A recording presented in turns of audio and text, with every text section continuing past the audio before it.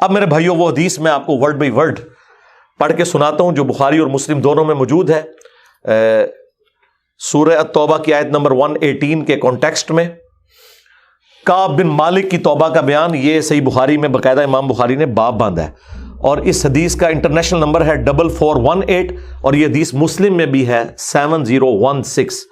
Word by word میں یہ حدیث بیان کروں گا کیونکہ اس کی رکت اسی میں ہے کہ میں اسے لفظ با لفظ بیان کروں، آپ اس تکلیف کا احساس کریں جس سے کعب بن مالک گزرے، اور پھر الٹیمیٹلی ان کی توبہ قبول ہوئی، اور ایسی توبہ قبول ہوئی کہ قیامت تک قرآن میں ان کی توبہ کا ذکر ہے کہ اللہ نے قبول کی، اور اس کی وجہ سے اس سورت کا نام سورہ توبہ ہے، جب وہ غزوہ تبوک سے پیچھے رہ گئے۔ یہ ان کا بیٹا ہے عبداللہ، وہ اس حدیث کو بیان کرتا ہے۔ امام بخاری نے چند واسطوں سے ان کے بیٹے سے یہ حدیث لی ہے، وہ عبداللہ، اور اس بیٹے کا ذکر امام بخاری نے کیا کہ جب کعب رضی اللہ تعالیٰ عنہ نابینا ہو گئے تو ان کے بیٹوں میں سے عبداللہ ہی تھا جو ان کو راستے میں پکڑ کر چلایا کرتا تھا، مسجد تک لے جاتا تھا۔ وہ عبداللہ بیان کرتا ہے کہ میں نے اپنے والد کعب بن مالک سے ان کے غزوہ تبوک میں شریک نہ ہو سکنے کا واقعہ سنا، تو انہوں نے بتایا کہ غزوہ تبوک کے سوا اور کسی غزوہ میں ایسا نہیں ہوا تھا کہ میں رسول اللہ کے ساتھ شریک نہ ہوا ہوں، البتہ غزوہ بدر میں بھی میں شریک نہ ہو سکا، لیکن جو لوگ غزوہ بدر میں شریک نہیں ہو سکے ان کے متعلق آپ صلی اللہ علیہ وآلہ وسلم نے کسی قسم کی ناراضگی کا اظہار نہیں فرمایا تھا، کیونکہ وہ آپشنل تھا، وہ اب ذکر بھی آ رہا ہے، کیونکہ آپ صلی اللہ علیہ وآلہ وسلم اس موقع پر صرف قریش کے قافلے کی تلاش میں نکلے تھے، لیکن راستے میں اللہ تعالیٰ کے حکم سے کسی پہلی تیاری کے باوجود اللہ تعالیٰ نے ان کو دشمنوں کے ساتھ ٹکروا دیا۔ وہ موجزانہ طور پہ ہوا تھا کیونکہ وہ بدر کے لیے نکلے، ورنہ تو یہ بھی ساتھ شامل ہوتے۔ میں لیلہ عقبہ میں رسول اللہ کی خدمت میں حاضر ہوا تھا، یعنی وہ مدینہ کے لیے جو ہجرت کے لیے جن چند ساتھیوں نے انصار مدینہ نے راہ ہموار کی تھی ان میں یہ شامل تھے، جو نبی الاسلام کی زندگی کا ایک ٹرننگ پوائنٹ تھا، ایک الٹرنیٹو بیس مل گیا۔ تو کہتے ہیں میں اس رات موجود تھا، یہ وہی رات ہے جس میں ہم نے مکہ میں اسلام کے لیے عہد کیا تھا، اور مجھے تو یہ غزوہ بدر سے بھی زیادہ عزیز ہے۔ اوئے خائے خائے، اگرچہ بدر کا لوگوں کی زبانوں پر چرچا زیادہ ہے، میرا واقعہ یہ ہے کہ میں اپنی زندگی میں کبھی اتنا قوی اور اتنا صاحب مال نہیں ہوا تھا جتنا غزوہ تبوک کے موقع پر، جبکہ میں آپ صلی اللہ علیہ وآلہ وسلم کے ساتھ تبوک کے غزوے میں شریک نہ ہو سکا۔ خدا کی قسم اس سے پہلے کبھی میرے پاس 2 اونٹ بھی جمع نہیں ہوئے تھے، لیکن اس موقع پر میرے پاس 2 اونٹ تھے۔ آپ صلی اللہ علیہ وآلہ وسلم جب کسی غزوے کے لیے تشریف لے جاتے تو آپ ذو معنی الفاظ استعمال کیا کرتے تھے، یعنی کوڈ ورڈز جن کے 2 معنی بنتے ہیں۔ وہ بخاری مسلم میں آیا کہ نبی الاسلام کہتے تھے کل ہم مشرق کی طرف جائیں گے، اور صحابہ کہتے ہیں ہم سمجھتے تھے کہ ہم نے مغرب کی طرف جانا ہے تاکہ جو منافقین ہیں وہ ہماری خبر لیک نہ کر سکیں۔ لیکن غزوہ تبوک وہ موقع تھا کہ گرمی بڑی سخت تھی، سفر بہت لمبا تھا، ریگستانی سفر تھا، اور دشمن کی فوج بھی کثرت سے تھی، رومن امپائر، 700 کلومیٹر ریگستانی سفر، تمام مشکلات سامنے تھیں۔ اس لیے آپ صلی اللہ علیہ وآلہ وسلم نے مسلمانوں سے اس غزوے کے متعلق بہت تفصیل کے ساتھ بتا دیا تھا، یعنی یہ ظاہر ایک مشکل وقت تھا تو حضور نے کھول کے بیان کیا کہ بھائی ادھر ہی جا رہے ہیں، یعنی مطلب یہ ہے کہ جو یہ نعرے لگاتے ہیں نا کہ غلامی رسول میں موت بھی قبول ہے اور ٹکٹ کٹا لے اپنا، تاکہ اس کے مطابق پوری طرح تیاری کر لیں۔ چنانچہ آپ صلی اللہ علیہ وآلہ وسلم نے اس کی سمت بھی نشاندہی کر دی جدھر سے آپ کے جانے کا ارادہ تھا۔ مسلمان بھی آپ علیہ السلام کے ساتھ بہت زیادہ تھے، اتنے کہ کسی رجسٹر میں سب کے ناموں کا لکھنا بہت مشکل تھا۔ کعب کہتے ہیں کہ کوئی بھی شخص اگر اس غزوے میں شریک نہ ہونا چاہتا تو وہ خیال کر سکتا تھا کہ اس کی غیر حاضری کا کسی کو پتہ نہیں چلے گا سوائے اس کے کہ اس کے متعلق وحی نازل ہو۔ تو حضرت کعب کا کیا عقیدہ تھا کہ نبی علیہ السلام ان کے صحابہ کے پاس علم غیب نہیں تھا جب تک کہ اللہ تعالیٰ وحی کے ذریعے نہ بتا دے۔ تو باب شاہی کوئی نہیں، ہاں ایسے میں بولا کہ نہ بولا، میرے نبی سا ہے ہی کوئی نہیں، تیرے باب شاہی کوئی نہیں۔ اور یہ عقیدہ صحابہ کا کہ علم غیب یہ ہے کہ اللہ بتائے۔ آپ صلی اللہ علیہ وآلہ وسلم جب اس غزوے کے لیے تشریف لے جا رہے تھے تو پھل پکنے کا زمانہ تھا اور سایہ میں بیٹھ کر لوگ آرام کرتے تھے۔ اچھا دیکھیں اللہ کی آزمائش کہ پھل پک کے تیار ہو جائے تو آپ نے ٹائملی اتارنا ہے، اگر آپ نے نہیں اتارا تو وہ تو آپ کی پورے سال کی اکانومی اس سے وابستہ ہے۔ اللہ نے عین اس ٹائم پہ آزما لیا کہ ٹھیک ہے اب تم نبی کے ساتھ جاؤ۔ اب بعد میں بھی بھوک نظر آ رہی ہے، کہتے ہیں لوگ بیٹھ کے نہ چوراہوں پہ یہی باتیں کرتے تھے۔ آپ صلی اللہ علیہ وآلہ وسلم بھی تیاریوں میں مصروف تھے اور آپ کے ساتھ مسلمان بھی، لیکن میں روزانہ سوچا کرتا تھا کہ کل سے میں بھی تیاری کروں گا. وہی جو آج کہتے ہیں جی کل تو انشاءاللہ داڑھی بھی رکھ لینی ہے، بس میرے بچیوں کے ہاتھ پیلے ہو جائیں تو میں تو مسجد میں بیٹھا رہوں گا. یہ وہی چیز ہے، یہ ہر انسان پہ اسے طول عمل کہتے ہیں، لمبی امیدیں لگانا. میں روزانہ اسے ٹالتا رہا. مجھے اس کا یقین تھا کہ میں تیاری کر لوں گا، مجھے آسانیاں میسر تھی. یوں ہی وقت گزرتا رہا اور آخر لوگوں نے اپنی تیاریاں بھی مکمل کر لیں اور آپ صلی اللہ علیہ وآلہ وسلم مسلمانوں کو ساتھ لے کر روانہ بھی ہو گئے. اس وقت تک میں نے کوئی تیاری نہیں کی تھی. اس موقع پر میں نے اپنے دل کو یہی سمجھایا کل یا پرسوں تک تیاری کر لوں گا، پھر لشکر سے تیزی سے جا کر مل جاؤں گا. کوچ کے بعد دوسرے دن بھی میں نے تیاری کے لیے سوچا، لیکن کچھ نہ ہو سکی. پھر تیسرے دن سوچا اور اس دن بھی کوئی تیاری نہ ہو سکی. اور یوں وقت گزرتا گیا اور اسلامی لشکر بہت آگے بڑھ گیا. غزوہ میں میرے شرکت کے لیے بات اب دور کی بات ہو گئی اور میں یہی ارادہ کرتا رہا کہ یہاں سے چل کر اب ان تک نہیں پہنچ سکوں گا. تھیندے تھی گیا. کاش میں نے ایسا کر لیا ہوتا، لیکن یہ میرے نصیب میں نہیں تھا. اچھا، جرم ہو جانے کے بعد آپ یہ کہہ سکتے ہیں میری تقدیر میں یہ لکھا تھا، پہلے نہیں. ہاں، وہ تو پھر اللہ پہ آپ بہتان مان دیں گے نا کہ میں نماز اس لیے نہیں پڑھ رہا کہ اللہ نے میرا مقدر کیا ہے کہ میں اگلی نماز نہ پڑھوں. نہ، ہاں بعد میں آپ کہہ سکتے ہیں کہ میری تقدیر میں لکھا تھا کہ میں اتنا بدبخت ہوں کہ میں نماز چھوڑوں گا، اور وہ چھوڑوں گا اپنی مرضی سے. اللہ نے تو اپنے علم سے فورس ہی کیا. آپ صلی اللہ علیہ وآلہ وسلم کے تشریف لے جانے کے بعد جب میں باہر نکلتا تو مجھے بڑا دکھ ہوتا، کیونکہ یا تو وہ لوگ نظر آتے تھے جن کے چہروں سے نفاق ٹپکتا تھا.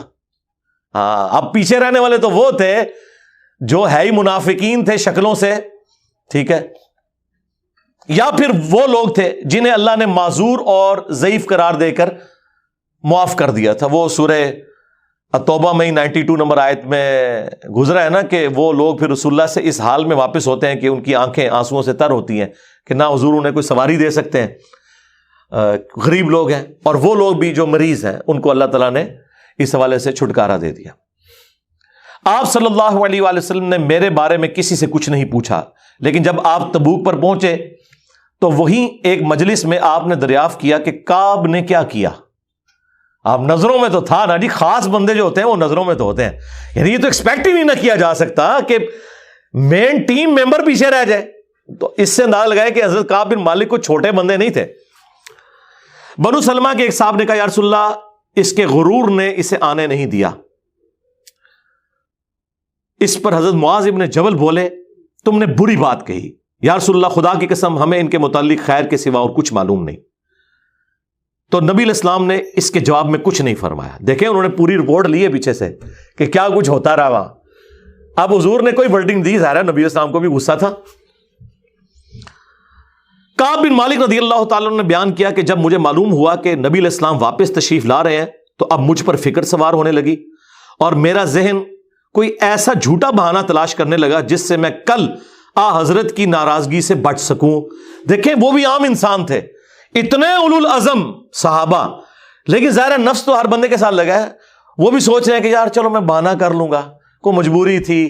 ہوئے ہوئے ہوئے ہوئے. اپنے گھر کے ہر عقل مند آدمی سے اس کے متعلق میں نے مشورہ بھی کی، لیکن جب مجھے معلوم ہوا کہ نبی علیہ السلام مدینے سے بالکل قریب آ چکے ہیں تو غلط خیالات میرے ذہن سے بالکل نکل گئے اور مجھے یقین ہو گیا کہ اس معاملے میں جھوٹ بول کر اپنے آپ کو کسی طرح محفوظ نہیں کر سکتا. چنانچہ میں نے سچی بات کہنے کا پختہ ارادہ کر لیا.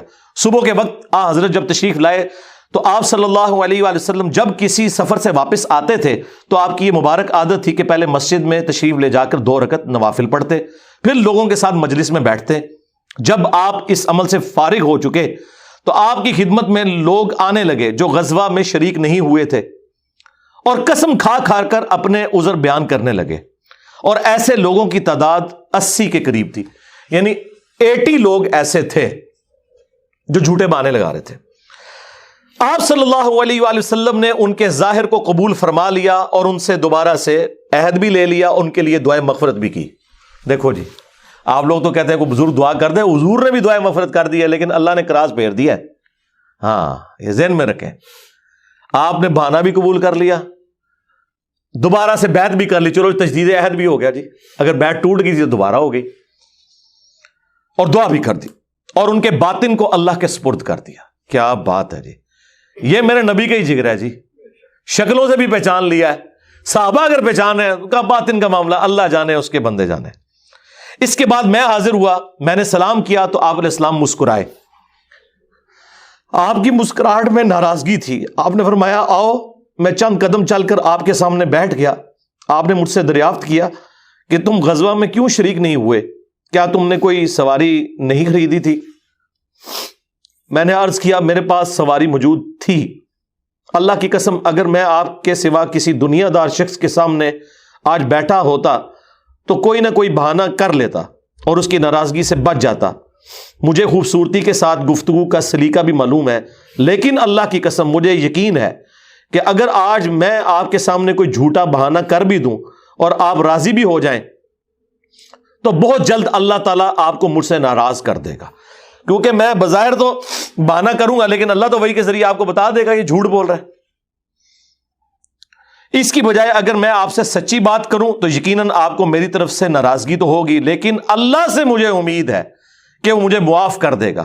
خدا کی قسم مجھے کوئی عذر نہیں تھا، اللہ کی قسم اس وقت سے پہلے میں کبھی اتنا آسودہ حال نہیں تھا، اور پھر بھی میں آپ کے ساتھ شریک نہ ہو سکا۔ نبی علیہ السلام نے فرمایا کہ اس نے سچی بات بتا دی، اچھا اب جاؤ یہاں تک کہ اللہ تمہارے بارے میں خود ہی کوئی فیصلہ کرے۔ میں اٹھ گیا اور میرے پیچھے بنو سلمہ کے کچھ لوگ بھی دوڑے آئے اور مجھ سے کہنے لگے اللہ کی قسم ہمیں تمہارے متعلق یہ معلوم نہیں تھا کہ اس سے پہلے تم نے کوئی گناہ کیا ہو، تم نے تو بڑی غلطی کی۔ آپ علیہ السلام کے سامنے ویسے ہی کوئی بہانہ کر دیتے جیسا کہ دوسرے لوگوں نے کیا، تمہارے گناہ کے لیے نبی علیہ السلام کا استغفار ہی کافی ہو جاتا، وہی جو کچھ بھی ہیں تیرے محبوب کی امت سے ہیں۔ لیکن سرکار یہ کعب بن مالک تھے، ان کو پتا تھا، اور مشورہ دینے والے بھی صاحب ہیں، دیکھو کیا مشورہ دے رہے ہیں کہ کوئی بہانہ کر لینا سی، حضور نے دعا کرنی سی۔ مینٹالٹی اس زمانے میں بھی اس طرح ہی تھی، یہ نہ سمجھیں آج کے لوگ ہی کہتے ہیں، اس زمانے میں بھی ڈھیلے مسلمان تو تھے، تو حضور نے تیرے لیے دعا کر دینی تھی، تو تو نے تو یہ کام۔ اللہ کی قسم ان لوگوں نے مجھے اتنی ملامت کی کہ مجھے خیال آیا کہ واپس جا کر کوئی جھوٹا بہانہ کر ہی آؤں۔ اندازہ کرو ایڈا انہوں نے جناب انہوں نے کیتا کہ چلو ٹھیک ہے میں ان جا کے بہانہ کر لوں۔ پھر میں نے ان سے پوچھا کیا میرے علاوہ کسی اور نے بھی کوئی ایسا عذر بیان کیا ہے؟ تو انہوں نے بتایا کہ ہاں 2 حضرات اور ہیں جنہوں نے معذرت کی جس طرح تم نے کی، اور انہیں بھی وہی جواب ملا جو تمہیں ملا۔ میں نے پوچھا وہ کون ہے؟ تو انہوں نے بتایا کہ مرارہ بن ربیع اور ہلال بن امیہ رضی اللہ عنہما۔ ان 2 ایسے صحابہ کا نام انہوں نے لے دیا جو صالح تھے اور اصحاب بدر بھی تھے، ان کا طرز عمل میرے لیے نمونہ بن گیا۔ انہوں نے کہا اگر یہ 2 بدری صحابی بھی ان کے ساتھ بھی یہی کچھ ہوا ہے نا تو میں اچھے لوگوں کی فہرست میں اب شامل ہو جاؤں، میں اب پکا رہوں۔ ان کا طرز عمل میرے لیے نمونہ بن گیا۔ چنانچہ انہوں نے جب ان بزرگوں کا نام لیا تو میں اپنے گھر چلا آیا۔ آپ علیہ السلام نے لوگوں کو ہم سے بات چیت کرنے سے ممانعت کر دی۔ لو جی سوشل بائیکاٹ ہو گیا۔ اللہ اکبر۔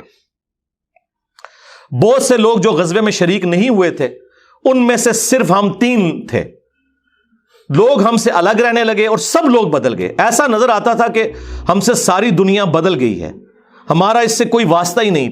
50 دن تک ہم اسی حال میں رہے۔ میرے 2 ساتھیوں نے تو اپنے گھروں سے نکلنا ہی چھوڑ دیا، ہر وقت روتے رہتے تھے، لیکن میرے اندر ہمت تھی، میں باہر نکلتا تھا، مسلمانوں کے ساتھ نماز میں بھی شریک ہوتا تھا اور بازاروں میں بھی گھومتا تھا، لیکن کوئی شخص مجھ سے بولتا نہیں تھا۔ میں نبی علیہ السلام کی خدمت میں بھی حاضر ہوتا، آپ کو سلام بھی کرتا۔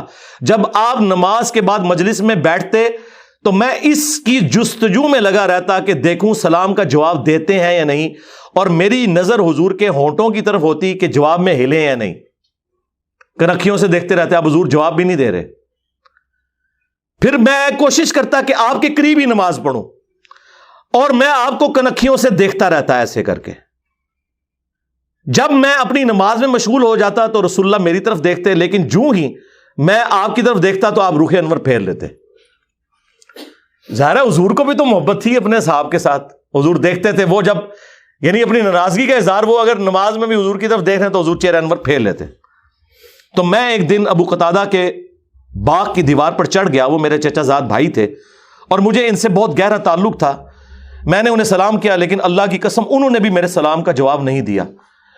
میں نے کہا ابو قتادہ تمہیں اللہ کی قسم کیا تم نہیں جانتے کہ اللہ اور اس کا رسول سے مجھے کتنی محبت ہے؟ انہوں نے کوئی جواب نہیں دیا. میں نے دوبارہ ان سے یہی سوال کیا, اللہ کی قسم دے کر پوچھا, لیکن وہ پھر بھی خاموش رہے. میں نے پھر اللہ کا واسطہ دے کر ان سے سوال کیا. اس مرتبہ انہوں نے صرف اتنا کہا, اللہ اور اس کا رسول زیادہ بہتر جانتے ہیں.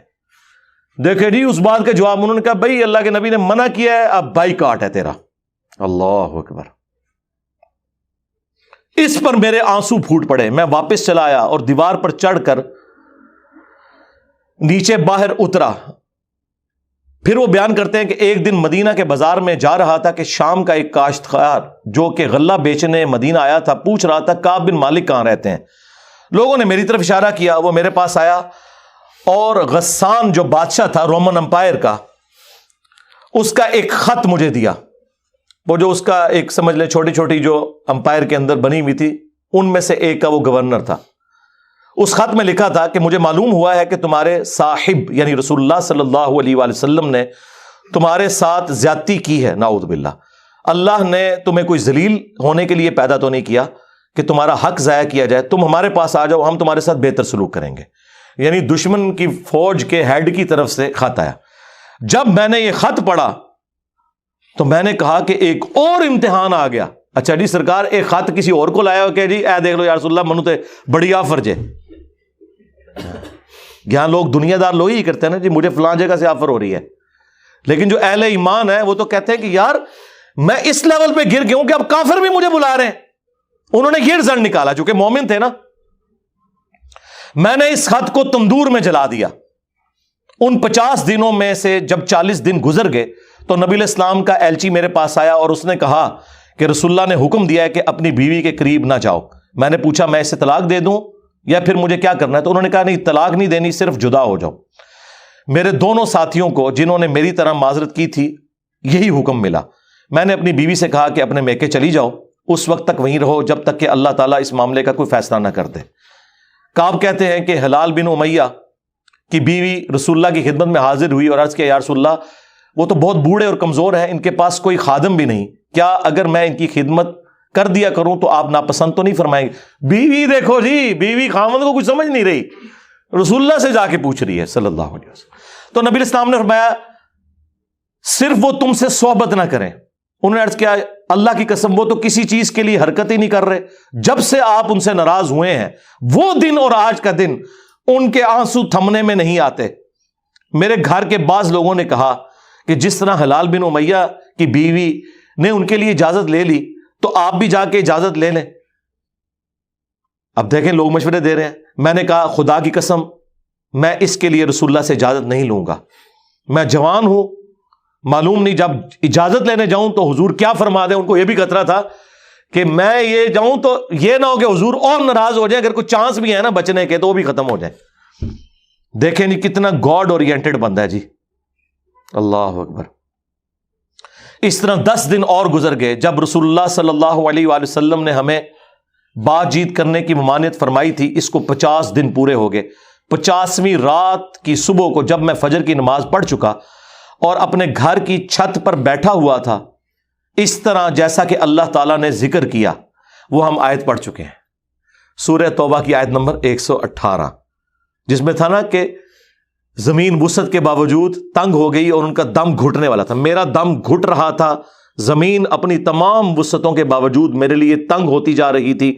میں نے ایک پکارنے والے کی پکار سنی جو سلع کی پہاڑی پر چڑھ کر بلند آواز سے کہہ رہا تھا اے کعب بن مالک تمہیں بشارت ہو, اے کعب بن مالک تمہیں بشارت ہو. انہوں نے بیان کیا کہ یہ سنتے ہی میں سجدے میں گر پڑا اور مجھے یقین ہو گیا کہ اب اللہ کی طرف سے فراخی ہو جائے گی. فجر کی نماز کے بعد رسول اللہ صلی اللہ علیہ وآلہ وسلم نے اللہ کی بارگاہ میں ہماری توبہ کی قبولیت کا اعلان کر دیا. لوگ میرے پاس بشارت دینے کے لیے آنے لگے اور میرے 2 ساتھیوں کو بھی جا کر بشارت دی. ایک صاحب زبیر بن عوام اپنا گھوڑا دوڑاتے ہوئے آئے. ادھر قبیلہ اسلم کے ایک صحابی نے پہاڑی پر چڑھ کر آواز دی اور وہ آواز گھوڑے سے زیادہ تیز تھی. جن صحابی نے پہاڑی سے آواز دی تھی جب وہ میرے پاس بشارت دینے آئے تو میں نے اپنے دونوں کپڑے اتار کر بشارت کی خوشی میں انہیں دے دیے. اللہ کی قسم اس وقت ان 2 کپڑوں کے سوا دینے کے لیے میرے پاس اور کچھ نہ تھا. پھر میں نے ابو قتادہ سے 2 کپڑے ادھارے مانگے اور رسول اللہ کی خدمت میں حاضر ہوا. جوگ در جوگ لوگ مجھ سے ملاقات کرتے جا رہے تھے اور مجھے توبہ کی قبولیت پر بشارت دیتے جا رہے تھے۔ اللہ کی بارگاہ میں توبہ کی قبولیت مبارک ہو۔ کعب رضی اللہ تعالیٰ عنہ بیان کرتے ہیں کہ آخر میں مسجد میں داخل ہوا تو رسول اللہ صلی اللہ علیہ وآلہ وسلم تشریف رکھتے تھے، چاروں طرف صحابہ کا مجمع تھا۔ طلحہ بن عبید اللہ دوڑ کر میری طرف آئے اور مجھ سے مصافحہ کیا اور مبارکباد دی۔ اللہ کی قسم وہاں موجود مہاجرین میں سے کوئی شخص بھی میرے آنے پر کھڑا نہ ہوا۔ طلحہ رضی اللہ تعالیٰ عنہ کا یہ احسان میں کبھی نہیں بھولوں گا کہ انہوں نے کھڑے ہو کر میرا استقبال کیا۔ جب میں نے رسول اللہ کو سلام کیا تو آپ علیہ السلام کا چہرہ مبارک خوشی اور مسرت سے دمک اٹھا۔ اس مبارک دن کے لیے تمہیں بشارت ہو، اس مبارک دن کے لیے تمہیں بشارت ہو جو تمہاری عمر کا سب سے مبارک دن ہے۔ واقعی جی اس سے بڑی کوئی مبارک بات نہیں ہو سکتی کسی شخص کے لیے کہ اللہ تعالیٰ اس کی توبہ کی اناؤنسمنٹ کرتے اور پھر قیامت تک قرآن میں وہ آیات پڑھی جائیں۔ انہوں نے بیان کیا کہ میں نے عرض کیا یا رسول اللہ یہ بشارت آپ کی طرف سے ہے یا اللہ کی طرف سے؟ فرمایا نہیں، اللہ کی طرف سے۔ اور نبی علیہ السلام جب کسی بات پر خوش ہوتے تو چہرہ مبارک روشن ہو جاتا تھا، ایسے جیسے چاند کا ٹکڑا ہو۔ آپ کی مسرت ہم چہرہ مبارک سے سمجھ جاتے تھے۔ پھر جب میں آپ کے سامنے بیٹھ گیا تو عرض کیا یا رسول اللہ اپنی توبہ کی قبولیت کی خوشی میں اپنا مال اللہ اور اس کے رسول کی راہ میں صدقہ کر دوں؟ آپ نے فرمایا لیکن کچھ مال اپنے پاس رکھ لو، یہ زیادہ بہتر ہے۔ میں نے عرض کیا کہ پھر میں خیبر کا حصہ اپنے پاس رکھ لیتا ہوں۔ پھر میں نے عرض کیا یا رسول اللہ اللہ نے مجھے سچ بولنے کی وجہ سے نجات دی، اب میں اپنی توبہ کی قبولیت کی خوشی میں آپ سے یہ وعدہ کرتا ہوں کہ جب تک زندہ رہوں گا سچ کے سوا کوئی بات زبان پر نہیں لاؤں گا۔ بس اللہ کی قسم جب سے میں نے رسول اللہ کے سامنے یہ عہد کیا صلی اللہ علیہ وآلہ وسلم، میں کسی ایسے مسلمان کو نہیں جانتا کہ جسے اللہ نے سچ بولنے کی وجہ سے اتنا نوازا ہو جتنی نوازشات مجھ پر کی سچ بولنے کی وجہ سے۔ جب سے میں نے نبی علیہ السلام کے سامنے یہ عہد کیا پھر آج تک میں نے کبھی جھوٹ بولنے کا ارادہ بھی نہیں کیا، اور مجھے امید ہے کہ اللہ تعالیٰ باقی زندگی بھی مجھے اس سے محفوظ رکھے گا۔ اور اللہ نے اپنے رسول پر آیت نازل کی، اور وہی آیت نمبر 118 اور 119 نمبر، یقیناً اللہ تعالیٰ نے نبی مہاجرین اور انصار کی توبہ قبول کی، اور پھر وَكُونُوا مَعَ الصَّادِقِينَ تک۔ خدا کی قسم اللہ تعالیٰ کی طرف سے اسلام کے لیے ہدایت کے بعد میری نظر میں رسول اللہ کے سامنے سچ بولنے سے بڑھ کر اللہ کا مجھ پر کوئی اور انعام نہیں ہوا کہ میں نے جھوٹ نہیں بولا اور اس طرح اپنے آپ کو ہلاکت سے بچا لیا۔